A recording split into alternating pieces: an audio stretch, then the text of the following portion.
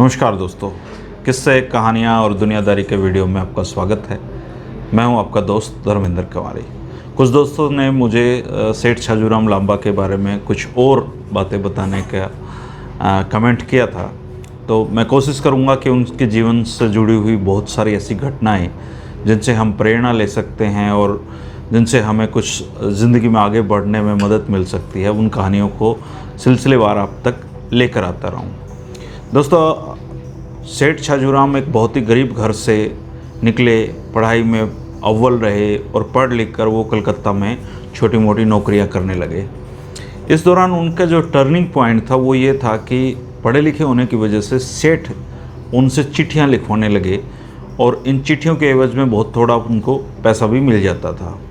और उन चिट्ठियों के जब जवाब आते तो जवाब भी सेठ उनसे लिखवाते थे और अपनी तरफ से भी व्यापारियों को कारोबार से संबंधित जितनी भी चिट्ठियाँ होती थी वो सेठ छाजूराम की जो लिखाई थी और उनकी जो पढ़ाई थी उनकी वजह से लिखवाने के लिए सेठ आने लगे।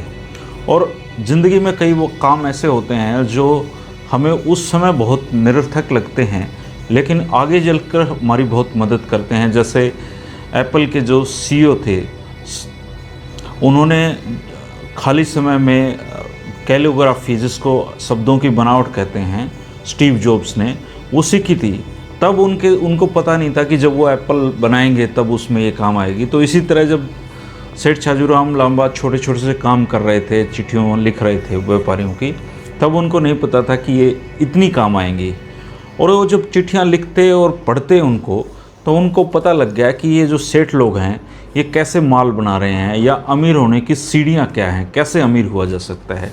फिर उन्होंने धीरे धीरे थोड़ी थोड़ी जो अपनी बचत पूंजी थी उसको शेयर मार्केट में लगाना शुरू कर दिया और धीरे धीरे करके उनके पास पैसा आना शुरू हो गया। इसके बाद उन्होंने ध्यान दिया कि सबसे ज़्यादा जो कारोबार है वो पटसन का होता है।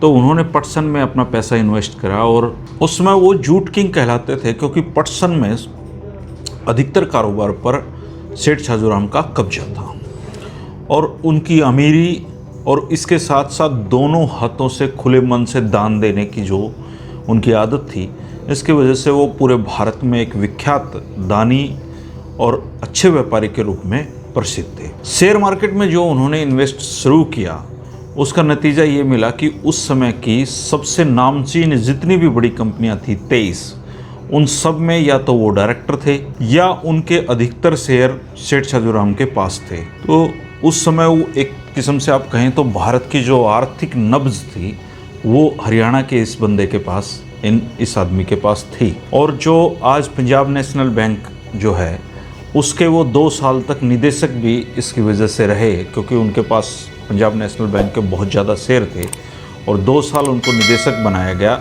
इसके बाद वो बहुत बिजी हो गए तो उन्होंने निदेशक पद से इस्तीफ़ा दिया।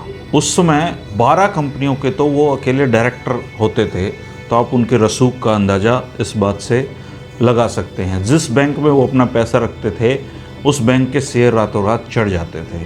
ये सेठ छाजूराम का रसूख था उस समय।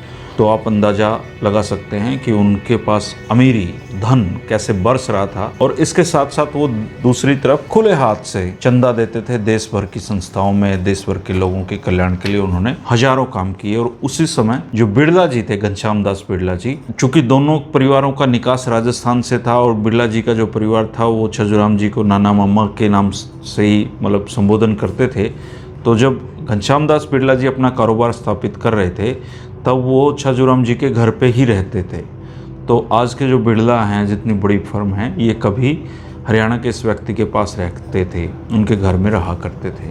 तो छाजूराम लांबा जी ने जो आज की कहानी है, इससे हम ये सबक ले सकते हैं कि ज़िंदगी में छोटे छोटे जो काम होते हैं जो हमारी सीखने में मदद करते हैं वो भी निरर्थक नहीं होते हैं, वो भी हमारी ज़िंदगी को एक अहम बड़ा मोड़ दे सकते हैं।